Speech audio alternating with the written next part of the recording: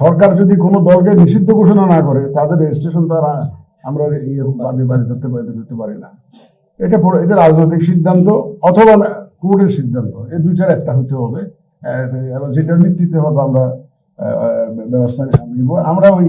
আর দ্বিতীয় যে প্রশ্নটি আপনি করেছেন, বিশেষ করে বিগত সরকারি দলের কথাই বোঝাতে চেয়েছেন আপনি সম্ভবত, বা ওনাদের আরো সহযোগী দুই চারটা দল আছে এরকম, এটা নিয়ে তো ব্যাপক বিতর্ক চলছে রাজনীতির মাঠে। আমি একাধিকবার বলেছি বিভিন্ন মিডিয়াতে, এটা মূলত রাজনৈতিক সিদ্ধান্ত হবে, এবং এটাও শোনা যাচ্ছে যে কেউ কোর্টে মামলা করেছে এই দলকে যাতে ইলেকশনে না আসতে পারে সেটা আদেশ দিয়ে মামলা করেছে শুনেছি। আর যদি কোর্ট যদি রায় দেয়, আমরা কোর্টের রায় দ্বারা যেভাবে দেয় সেভাবেই ব্যবস্থা নিব, আর না হলে এটা রাজনৈতিক সিদ্ধান্তের ব্যাপার। আমাদের এখানে হচ্ছে যে দল করার অধিকার তো সবারই আছে, শাসনতান্ত্রিক অধিকার। আমাদের কিন্তু কোন দল আমাদের এখানে রেজিস্ট্রেশন পাবে কি পাবে না সেটার আবার আলাদা বিধিবিধান আছে। আমাদের শর্ত যদি পূরণ হয় আমরা দিব, শর্ত পূরণ না হলে দিব না। তবে ওই পুরানো যে দলের কথা বলছেন এরা কিন্তু বহু আগে রেজিস্টার্ড, এটা আমাদের এখানে রেজিস্টার্ড।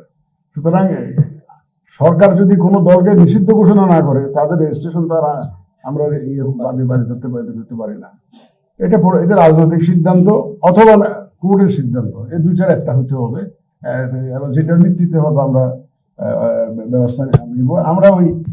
আমাদের পক্ষ থেকে আমরা এই ধরনের কোনো এই ব্যাপারে কোনো মন্তব্য করতে চাই না। আমি গোড়া থেকে বলে আসছি এটা, এই ব্যাপারে আমাদের পক্ষ থেকে কোনো বক্তব্য নেই। আমরা এই রাজনৈতিক সিদ্ধান্ত অথবা কোর্টের সিদ্ধান্ত এই দুইটার দিকে চেয়ে আছি।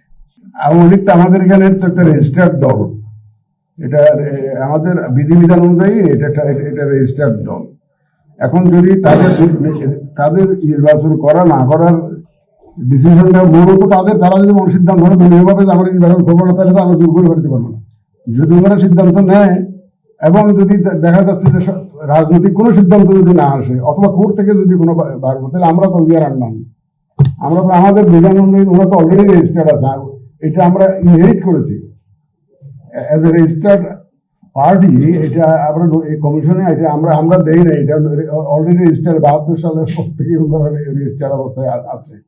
এখন ওনাদেরকে তো আমরা তো ওইভাবে নিজেরা আমরা তো বাদ দিতে পারবো না। সরকার এটা বিধান যেটা আছে আইনের, সরকার যদি নিষিদ্ধ ঘোষণা করে তাহলে তার করে রেজিস্ট্রেশন দেওয়া যায় না, সেটা একটা আছে। আর কোর্ট যদি বলে সেটা আছে। আমরা আমাদের তরফ থেকে এই ব্যাপারে কোনো মন্তব্য করতে চাই না। সংবিধানে তো বলা আছে যে 18 বছর, এবং অ্যাকর্ডিংলি আমাদের বিধিবিধান যা আছে ভোট সংক্রান্ত সব 18 বছর হিসাবেই আছে। আমাদের ভোটার লিস্টেও আমরা সেভাবে করছি। যদি সংবিধান পরিবর্তন হয় 17 বছর করার সিদ্ধান্ত হয়, আমরা সেভাবে কাজ করবো। দেখেন আমরা সংবিধান অনুযায়ী চলি, অন্য কারোর নির্দেশনায় চলি না। সংবিধানে যেটা বলবে সেটা আমরা পালন আমার সেভাবে তো শপথ নিয়েছি।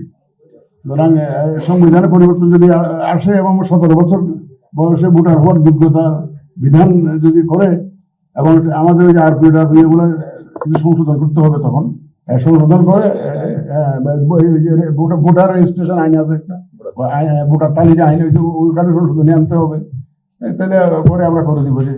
It will all depend on the decision of the whether the constitution will be amended or not.